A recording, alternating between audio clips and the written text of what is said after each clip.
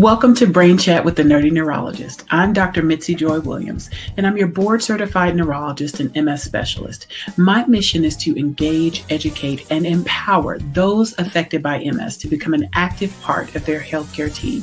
Here on Brain Chat, we'll be talking all things MS, health and wellness, advocacy, and we'll throw a little bit of music and music therapy in there as well. Thank you so much for joining us, and stay tuned for the next episode.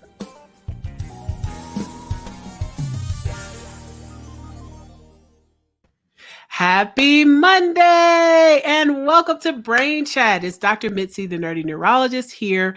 I'm very excited to talk with you guys again about one of my favorite topics, yoga. You guys know how we do on Brain Chat. Type in the chat where you are logging in from. Let me see where my friends are logging in from. I think last time we had someone from Australia. We had someone from the UK. So let's see where you guys are calling in or viewing us from tonight. Well, this is a very exciting episode. And I'm very excited to talk about it because yoga is something that I have been recommending to my patients for years. I have been practicing yoga for probably over 15 years. And, I'm really excited to have two amazing experts talk about some of the benefits of yoga, not just for people with MS, but for everybody, because I think everybody could benefit from some yoga, especially in these stressful times that we're in right now. So what I am going to do is I am going to start by introducing some of our guests. All right. Thank you guys for logging in. I see someone from North Carolina, someone from Fleetwood, North Carolina. Okay. I've never heard of Fleetwood. But thank you for logging in. All right. And you guys can just keep typing in where you're from. Chicago, Chi-Town, that's my hometown, my old stomping ground. Johnson City, Tennessee. Fairburn, Georgia. I see a neighbor. How about Canada? That's also a neighbor. Memphis, Chi-Town. Okay. We got some folks all on the East Coast. All right. What about the West Coast? Okay. Baltimore, South Jersey. All right. Perfect. Will you guys keep typing in the chat, letting me know where we got our first West Coast, Portland, Oregon. All right. Thank you so much for logging in, guys. And thank you so much for taking your Monday night to spend some time learning about MS and learning about something as beneficial as yoga. So I'm going to go ahead and start introducing our guests. All right. First, we have Mindy Eisenberg. She's the founder and director of Yoga Moves MS. I'm very excited to have her on tonight. Yoga Moves MS is a nonprofit that's dedicated to improving the quality of life for individuals with MS, Parkinson's disease, and neuromuscular conditions. She is the author of Adaptive Yoga Moves Anybody, which is created for people with MS and neuromuscular conditions, and Adaptive Yoga Cards, which I'd love to hear a little bit more about. Daily yoga moves for all ages and all abilities. She has provided yoga therapy to people with mobility challenges for over 15 years. And she also had experience as a healthcare administrator at the University of Michigan, and that helps with her ability to bring the Yoga Moves philosophy to the masses. She's got a new program called Holistic Health and Wellness Forum for MS that she started in 2019, and last year's event was nationally recognized by holistic and clinical specialists. And since COVID, she lives with her family and Daisy dogs in Franklin, Michigan, and she offers adaptive yoga classes online. All right. Thank you so much, Mindy, for joining us. I'll bring you up in just a minute. And then we've got Kandice Shelton, one of my favorite people. Kandice and I met through a fitness class called Bounce Fitness. So if you've ever seen Dr. Mitzi on her Instagram with those bouncy boots jumping up and down where it looks like she's going to break her neck, but she didn't break her neck, that is where I met Kandice Shelton. She's an amazing nutrition and fitness expert. She is also certified in yoga, a yoga instructor, as well as certified in adaptive yoga. So we are going to have an awesome conversation. And everybody's homework is going to be to go home and do some kind of yoga, or if you're at home, do some yoga at home. All right, perfect. All right. And before we get in, I got some folks from Michigan. We got some folks from Fenton, Michigan. Okay. So we got a lot of Michigan fans here. All right. And then Greensboro, North Carolina. All right. So let's bring up our wonderful guests. Hi, Mindy. Hi, Kandice. Welcome to Brain Chat. Hello. All right. So let's talk about yoga. But before we do that, why don't you guys just tell us a little bit about what got you interested in yoga, what got you in this space, and then we'll go into some other questions. And for those of you who are tuning in, you can always put questions in the chat, and we will do our question and answer period at the end of the program. All right, so let's jump right in. We'll start with Mindy. All right. I got addicted to yoga. A friend took me to a class, and then I was going daily. Did that for about 10 years and kept saying, I really should take teacher training. And then finally did it. And at the same time, got really interested in yoga therapy. And as soon as I finished these studies and certifications, I got invited to volunteer at the MS Society and at an MS clinic near me. They knew my mom had MS. She had progressive MS. And so we just dived in, and I'm like, whoa, these guys are feeling better after this class. We should do some more of this. And the classes started to grow. And now we have, before pre-COVID, we had 7 live in-person classes. And now we have daily virtual classes. So Amazing. Yeah, it's been an amazing journey. It's been so rewarding. The students have been amazing. They inspire me almost every day. And we built such, one of my friends and colleagues calls us the mighty yoga moves MS community. So I love it. I love it. And what about you, Kandice? So I am a fitness and nutrition professional, as you mentioned, and I really use mindset, meals, and movement, right, to help people to reach their goals. And I got into it a little bit different from the fitness side, but I got into it after I went through my own weight loss journey, right? So I lost 60 pounds. I was overweight, got to a certain point in life where I'm just like, I got to do something different. And I did. Lost the weight, got into fitness, and I literally remember it like it was yesterday, my very first yoga class. It was a hot yoga class out in California. It was called Bikram Yoga. I went with my mom. Now, I didn't know anything about it. It's okay. I just took my mat, right? And went to this class. And that's when they heat the room up, right? So you're in. Exactly.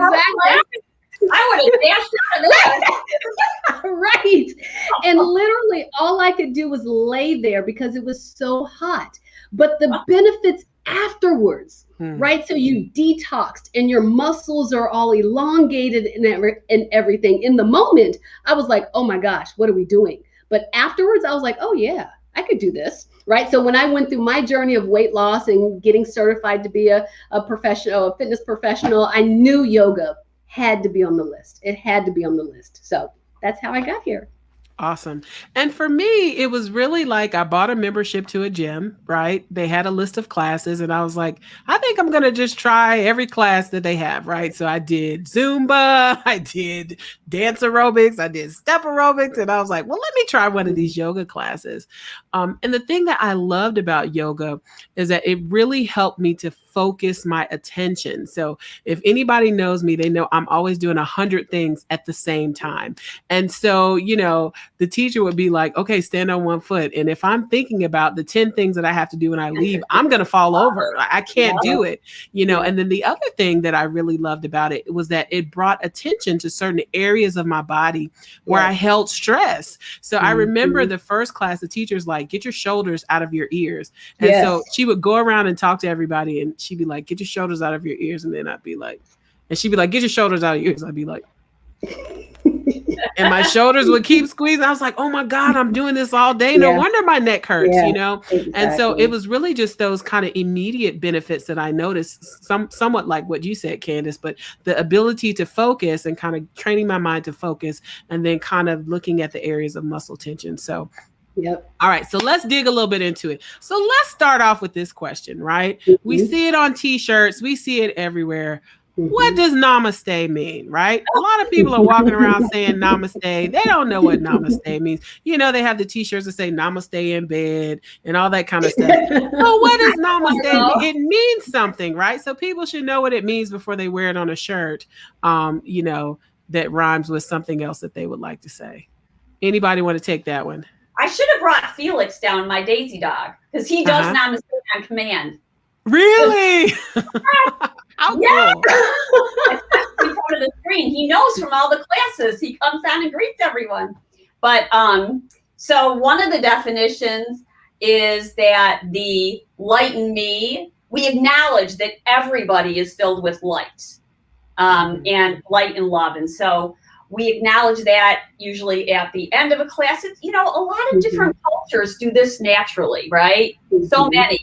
They're either, it's a way of gratitude, and it's a way to acknowledge that my light bows to your light with gratitude. So acknowledging that everybody has meaning and purpose and love, and it's really it brings meaning and intent to the practice. It's a really nice way to end it. Absolutely. And, you know, one thing I would just add to that is honor. Like she said, you know, everyone, I see the light in you, you see the light in me, but also like I honor you, right? And I see your light, I honor you. So I would kind of add to that. But yeah, she nailed it. Absolutely. So now we talked about namaste, right? Because that's the most common phrase that people kind of hear, and it's in the popular culture. But, you know, I think that people should know that it does mean something, right? It's something beyond a certain phrase. So let's dial back and let's talk about what is yoga, right? You know, some people say, I did some yoga, but maybe they just sat in the bed and touched their toes, right? So what is yoga? What does it mean to practice yoga? You know, and that actually, for that person, that could be what the definition of yoga means, because I feel like it means something for everyone. It means something different, right? People come to do yoga for the physical benefits, right? If they do like a power yoga class where they actually build up a sweat and things like that.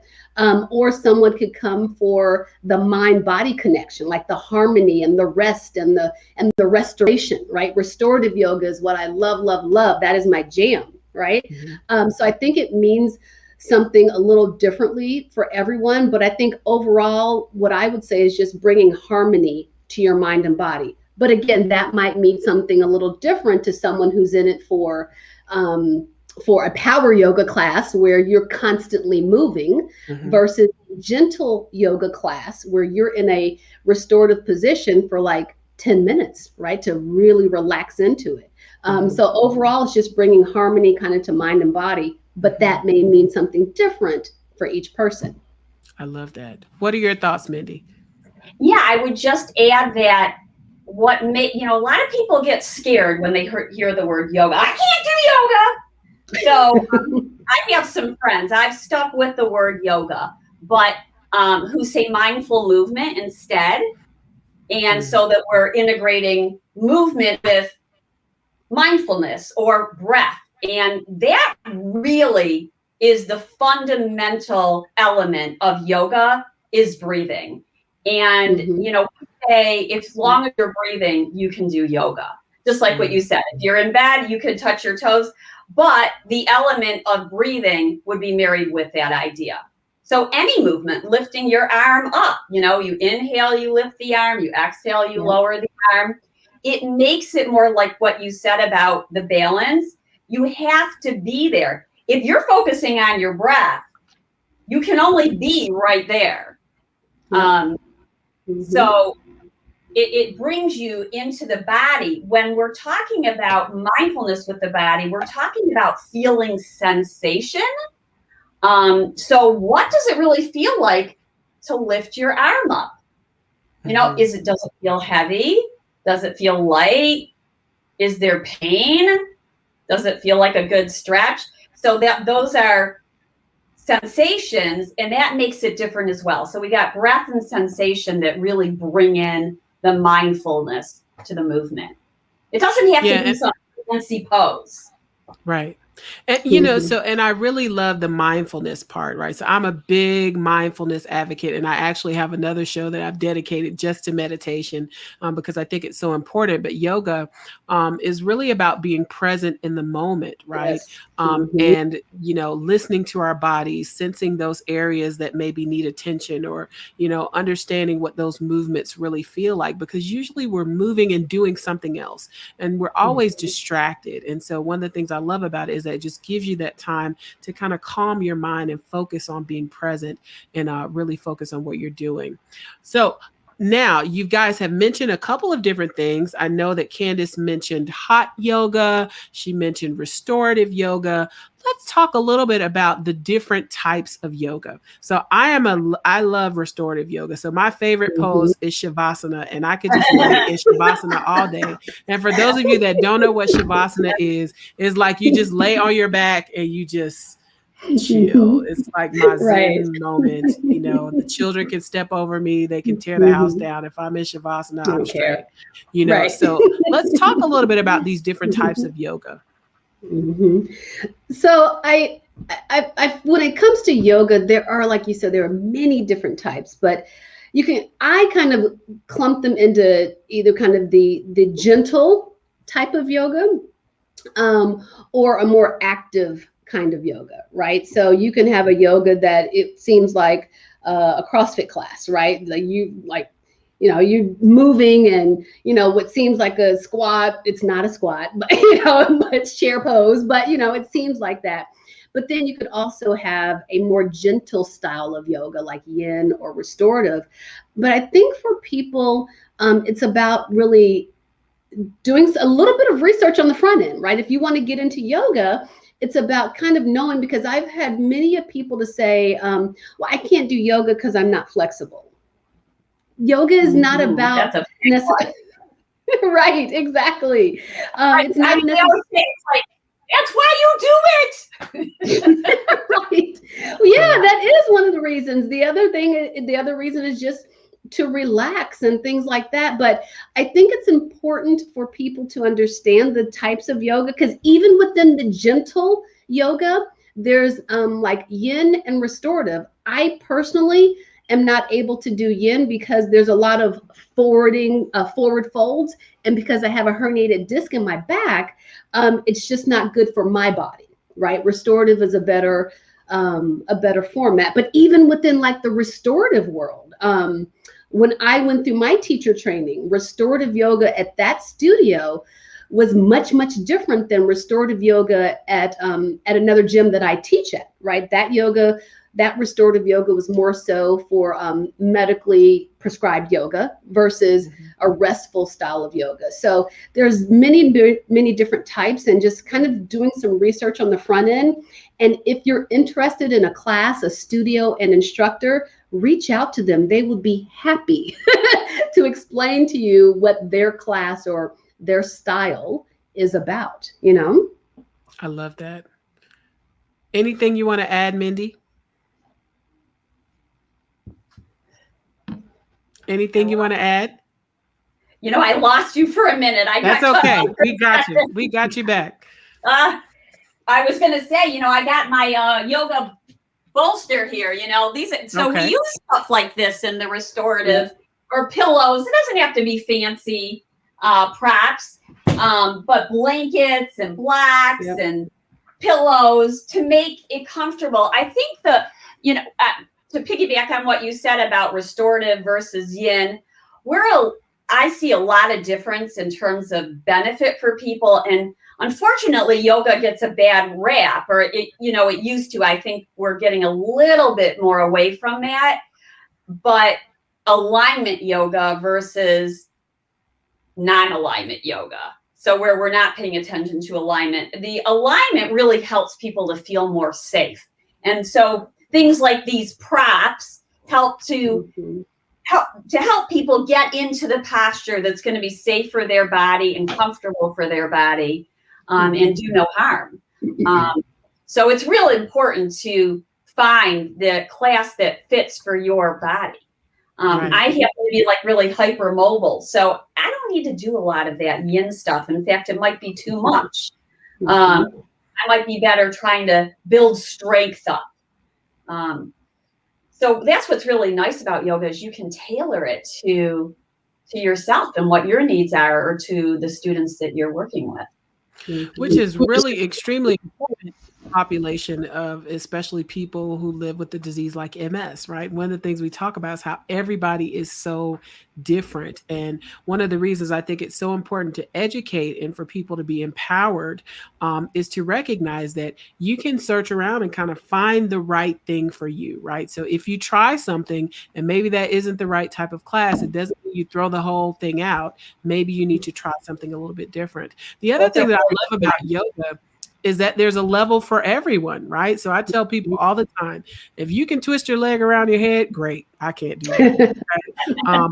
But if what you can do is stand with both of your feet together and hold your hands like this, there's a level for you too.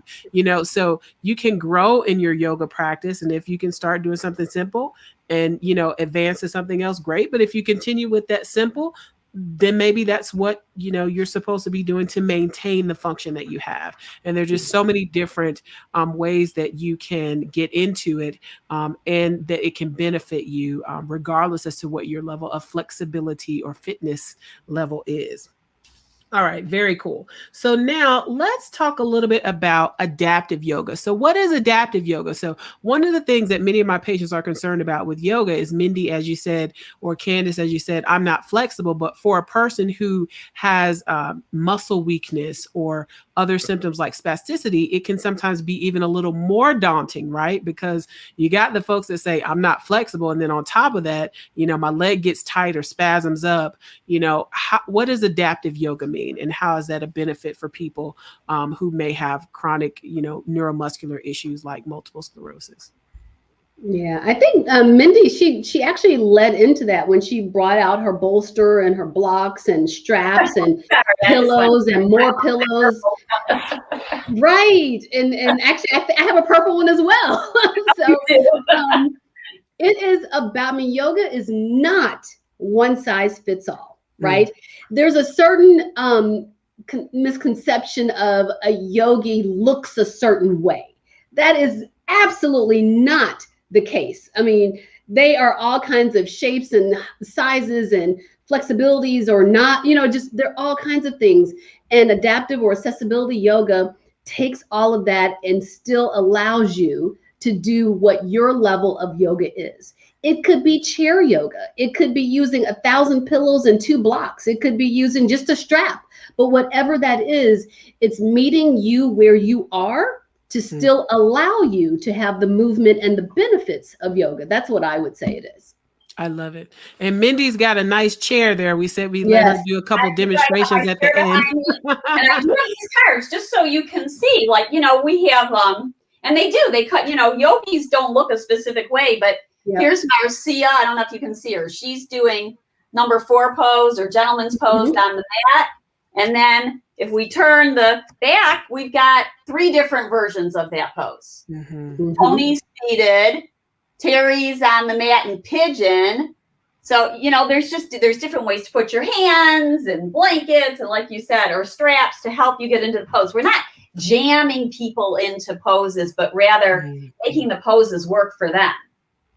And you know what? I remember when I did my my training for adaptive or accessibility yoga, my yoga instructor, she said, if you can't reach the floor with your hand, that's totally fine. We're going to bring the floor to you, right? Absolutely. So we're going to build up the floor with blocks, right? You don't have to go all the way down. We can pull the floor to you. So, that's what adaptive yoga is, adapting your environment so you can still get the benefit. Absolutely. Right. So we can lift the floor. We can lift the floor. So I think I might get cut off. But so if we were doing a forward fold, the floor moves up. Instead of me having to touch down there, we can build it up. I love it. I love it. So you can adjust it, right? So we use the tools like the blocks, the bolsters, blankets. I use lots of blankets. Yes. And my block. Right. And it helps, right? It helps us to get into a position that's comfortable, right? Because we don't want to be stretching, to the point where it's painful, right? So we're not trying to be in pain, but we do want to derive some of that benefit. And in terms of people with different body types, I remember my first class, I was one of the youngest people in the class. I think I went in the middle of the day because at the time I was training, and so I could have these classes sometimes in the middle of the day. And like everybody was like, a little bit older than me. So there was a lady who was like in her 60s. And I mean, she was doing some poses and she was putting me to shame. And I was like, oh my God, like these people are running circles around me. So it really, you're not supposed to be looking at them. yeah, I'm not supposed to be, right? But it was my first go round. I'm like, okay. I'm like, am I the only person who can't like do a split in here? You know, so, but again, you don't have to look a certain way, right? It can be for everybody, no matter what your body type, no matter what your fitness level, no matter what your ability level, there's something that everybody can do. So I love that about yoga. So before we do a couple of demonstrations here, let's talk a little bit about some of the specifics for certain symptoms of yoga, so certain symptoms of MS. One of the things that I do like to talk to my patients about are there certain symptoms that can really be, that yoga can really be beneficial to help. Things like spasticity, right? Spasticity is tightness of the muscles. So for some people, it can be like a cramping, like a Charlie horse. For some people, they feel like there's a rubber band, like something constricting their muscles. Other people feel like they worked out for an hour, but they didn't actually work out. Their muscles just feel like that. Yeah. So how can yoga help with spasticity or muscle tightness? So we got these props here. Yes, this is a cane, and we use it as a prop, and also the strap. So we can do all kinds of stretches from the chair to help with spasticity. Very often spasticity is in the leg, right? So we can put a strap around the foot. And then this might be stretched. Can you see me? I can't tell if I'm cut off. We can see you. So the leg might be down, and this might be a stretch, just gently pulling flexing the toes towards your knee, or we might lift the leg up. So then now we got strengthening coming on here, pushing the heel away. So that might be a stretch. We also might put the leg on a second chair, which could be extremely helpful. So we tell people, and it does happen sometimes, when I first started teaching this, people were spazzing. I'm like, I'm going to win that spasm. I'm just going to sit here until this leg stops spasming. This is when I was new to this. Pretty much there was only one or two teachers out there doing this, and I didn't have anybody to teach me except the students. And we realized that wasn't going to work. So when someone started to spasm, we learned to back off. So if it's spasm, back off, let it calm down, maybe massage the leg. I'm really into massage. Me too. Been better to go get a massage, right? And so, and that's sometimes we teach self-massage in class as well, and then go back in again. So, and then the breathing, because I've had students tell me that their spasticity gets better just from the breathing practice alone. Because anxiety will make it worse. Yes. Absolutely. Yes. Absolutely. Yeah. Absolutely. Yeah. And I love that, the thing about it, and one of the things that I always tell my patients, the people that I get to serve, is that you are the best expert on your own body, right? Absolutely. So even though we as people who provide a service, whether it is yoga, whether it's fitness instruction, whether it's medical advice or medical plans, we kind of have a broader view, but we have to tailor that specifically to you, and you help teach us how to treat you, right? Always. And so I love that you look at the people that you're working with and say, okay, this is not quite working. Let's dial back and let's try something else. So we're all learning together, right? We have a base of knowledge, but when we're dealing with each specific person, we have to look at that individual's needs and kind of tailor that program to them. And just asking for feedback, like, are you feeling a stretch yet? Let's stay here for a moment. Are you feeling a stretch now? Because very often people want it like right away. But if we sit with it for a little bit of time, sometimes the stretch starts to creep in instead of going too fast in. And so what we learn is that we're constantly communicating, and the person learning the yoga is learning to communicate with their own body.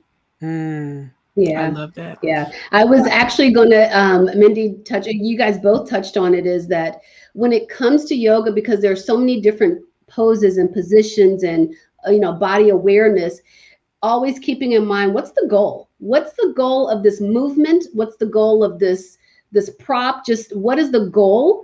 and how can that benefit the client? Keeping those two things in mind, then the benefits are endless. Awesome. That's the thing. Like the fun part about adaptive yoga is how creative it can be. Yep. And no matter how many times or how many different ways I've thought of doing a pose, students always come up with something new. I love it. I love it. I love it. So let's shift gears a little bit. So we talked about spasticity, right? Now let's talk about mental focus. So one of the difficulties that people with MS have is cognitive impairment, right? So difficulty concentrating. So how does yoga help? And I think we've touched on it some, but I want to park here for a second. How does it help mental focus and concentration? My first response to that would be just the breathing, right? Mm. Focusing on your breathing. You have not been to a yoga class unless the instructor is saying, focus on your breathing, right? When you do that, it's hard to think, but Mindy, you mentioned, not Mindy, Mitzi, you mentioned this earlier about the list of 10 things that you had to do, right? But if you're focused on one thing, then that helps you to have that mental focus. And that one thing can be breathing. I love it. Absolutely. We can also add into that with the breath that there's a compassion element in mindfulness and in yoga. So it is really easy to lose our focus. We all do it. One of the common lines that yoga teachers and meditation teachers use is when your mind strays from your breath or your focal point, whatever it may be, gently escort it back, because we keep beginning again and again, and none of us are going to keep our focus because the mind is meant to go all over the place. So we can use the breath, we can use sensation as a focal point. Mm-hmm. I love that. I love that. And whenever I am meditating, it's like if your mind starts to wander, come back to, the breath, come back to whatever the mantra is that we're doing. And I think that that's so important, because the other piece is that, you can't beat yourself up, because yoga and meditation is not necessarily emptying your mind, right? It is focusing, but recognizing that you will get off track. Just make sure you bring it back, right? And so I think that that's really important, because we want to recognize that it's not a failure if you start thinking about something, but, it's beginning to recognize when you start to wander, and instead of going off on that tangent, kind of letting that thought pass and getting back to that breath, or getting back to that focal point, or getting back to that mantra, etc. So I think that's extremely important. Now, this is a big one. Lots of people with MS have difficulty with balance. So one of the biggest reasons I recommend yoga is for balance difficulty. So for some people, when they're walking, they may fall over. It can be for a variety of reasons. It can be because of weakness. It can be because of spasms on one side of the body. It can be because of poor coordination. So how does yoga help balance? So there are some tricks we use in yoga, like for instance, gazing or half gazing at a point that's not moving. Of course, breathing comes into this. And we use props. So when we do tree pose, I know my head is cut off right now, but, okay. But we use a chair or we use a wall so that we have a prop. So we know we're going to be safe, because really safety is the first priority. You can't practice balance if you don't feel safe. So practicing against a wall, with a chair, with a cane can be very helpful. So you're in a safe environment, a safe container. And poses that we wouldn't necessarily think of as balance are for many people who have balance concerns and challenges. Just practicing Warrior 2 in the chair can be a little bit scary if balance is off. And so we might even have 2 chairs in front of us. Mm-hmm. Mm-hmm. Almost any pose can become a balance pose. Yeah, yeah. Mhm. And I think that's so important. And again, I think the key here is that it can be adapted for each individual person. So I just really want people to recognize that yoga is something that can benefit everybody, and that, of course, there are those pictures that you see in those magazines where somebody's in that perfect, warrior one or warrior two, and those they're doing all those, pigeon poses, almost in a split, but that doesn't, Yeah, if you can do that, that's great. And some people will build up their abilities to be able to do that. But again, there is something for everybody. So I think that's really absolutely. important to emphasize. And then the last thing I want to talk about is fatigue. So one of the misconceptions is that, you know, is that I talk to people about how exercise and movement improves fatigue, but a lot of times say, Dr. Williams, but I'm too tired to exercise. So let's talk about some of the benefits in terms of fatigue, or energy, increased energy that we can see from a type of exercise or practice like yoga. So the breath, number one, is going to help. I know I sound like I'm repeating myself, but the breath can be so critical, even to getting a good night's sleep. Doing like some type of guided meditation before sleep can set the tone for the evening. Taking a break, a pause in your day, and putting your feet up on a chair. This is one of my That is my favorite poses. That is it right there. I love that. Or feet up on the wall. Yes. Absolutely. I mean, this is a little harder sometimes for people to get in, but I always say to them, it could be worth it once you get there. It's absolutely worth it. Absolutely worth it. But feet on the chair is really nice too. Yep. And here's the thing, you don't have to, classes at traditional studios or gyms may be an hour and maybe 90 minutes.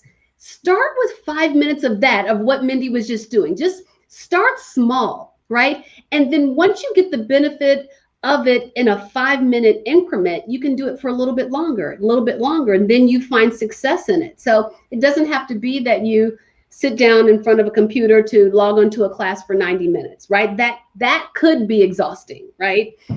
For someone that's starting out. 5 minutes, just start there. Same thing with meditation. So I love it. And that segues into the last question. How do you get started, right? So it can also be overwhelming if you go Google yoga, right? There is yoga for sitting on a plane, yoga sitting at your desk. I did a program one time, yoga for tired mommies, and I just laid on the floor for, there's yoga for people who work at the store. I mean, so how do you get started? It can be so overwhelming, to think about all the different types of programs. And as you all have emphasized, you want something that benefits you. We want something that's safe, especially if we're looking for something adaptive. So where do you start? Where do you start? At the beginning. You find a teacher that's qualified, right? So that's how you're going to be safe. To find a certified adaptive or accessible yoga teacher. To find somebody who's worked with people who have MS or whatever condition it may be, so that you feel safe. You can find these through different communities. If you Google yoga for MS, it's going to come up. And we have daily virtual classes, and these are mostly chair classes. We do a little bit with standing and share, and a little bit on the mat, just to give a little bit of variety. So that given these times right now, our classes aren't meeting in person. So it might be hard to find an adaptive yoga class in person. You might be, if you can find maybe a one-on-one, I think is a great way to start with a teacher who teaches adaptive yoga. Even if you're not going to continue to do the one-on-one, just to get comfortable might be a really nice thing to do, so you can become more familiar with the poses. There's a lot of resources online. My students ask for these adaptive yoga cards, and I don't recommend doing them without a teacher, but these are ways to remember. So if cog fog is going on, you can pick out a few cards, like you said, 5 minutes, pick out 2 or 3 poses and do them. You can start with our virtual classes. We do not charge for them. They're donation only. We put them out there so that people will have a resource and teachers who are experienced, knowing what they're doing. If you're looking for someone else who's not necessarily chair yoga or adaptive yoga, always look to see that they, studied and had certain qualifications. Mm-hmm. Really important. Yeah. I would say Yoga Alliance, right? Because a lot of people can teach yoga, but are you a registered yoga instructor? In the Yoga Alliance, you can check that website to ensure that they are, to Mindy's point. And just researching, I think it starts with actually just researching whether you want to do it virtually or in person, one-on-one, or in a group. There's a lot of different channels to do it, but starting with research and then Yoga Alliance. Yeah. Awesome sauce. Well, ladies, it's been amazing. But we are coming to the end of our program. I will encourage our folks who are tuned in. If you have a question that is specific to yoga or meditation, please drop it in the chat. And we would love to answer your questions. And while we're doing that, I will have our guests tell us where to find them. So Mindy talked about classes that you all offer, that your organization offers. Tell us where to find you, Mindy. So we are Yoga Moves MS. And so if you look up yogamovesms.org, you will find us. We have a website, and you can either email me. When you email info, it's going to come to me, and I will respond to you pretty much within the day. And you'll fill out a waiver, and we can have there's a little bit. So traditionally yoga therapy, there's an assessment which is done in the beginning just to get an idea, are there injuries or what kind of things are you looking to do? And if there's any questions, we answer them. And then you are ready to join our class and join us virtually. We have someone from Australia who comes in on Tuesday nights. It's really exciting that we're having people from all over join us. Awesome. And what about you, Kandice? So I am, while I don't have public classes, I do one-on-one one-on-one classes with clients. And so if anyone is interested, they can just email us. You can email the team at info@bouncefitnessclub.com, info@bouncefitnessclub.com. Awesome. And tell us a little bit about Bounce Fitness. So, I'm a huge Bounce Fitness fan, but while we're waiting for a couple of questions, tell us a little bit about Bounce Fitness. Yeah, Bounce Fitness is a form of rebound fitness, right? So if you've ever seen the mini trampolines that people are bouncing on, it's similar to that, except we do them in rebound boots. And it's great, so many great benefits for knees. So it helps to protect your joints from impact. The boots themselves were originally created for runners and athletes who were rehabbing from injuries. Then it just made its way into the group fitness, and then quite frankly, the medical fitness world as well. So it's a great exercise for cardio, for strength training. It does help balance too. A lot of people, same thing with yoga. A lot of people are like, oh, I don't have balance. Well, it helps with balance. So, and it's great fun. Mitzi, It's a lot of fun. We can't wait to have you back in class. I will definitely be back in class. Yeah. Everybody heard me say I was going back to class. Okay, so let's see if there are any questions. So I see one question: does yoga nidra benefit only the mind? No, it's a way. What is yoga nidra? It's actually, man, I don't know the official definition, right? But during yoga nidra, the instructor will guide you through relaxing your body one part at a time. So you're relaxing your front knuckle, then your palm of your hand, and then your forearm, and it's just a kind of a meditation where you're slowly relaxing your whole body. So there's physical and there are mental benefits to it. Mm-hmm. Anything that you want to add to that, Mindy? So it sounds a little bit like almost like a body scan, like if you're doing meditation, you're doing like a body scan. People refer to it in different ways. Some people think of it as guided meditation or guided imagery together with maybe restorative yoga. The real one as it was intended tends to get more into what they consider the different koshas or levels of the body. So getting into it's a dream state, but not really sleeping, more of a conscious dream state. It can have a lot of emotional psycho. A lot of people with trauma benefit greatly from it. Gotcha. And we all have traumas of different types. Mm-hmm. Well, the past year and a half has been traumatic for everybody.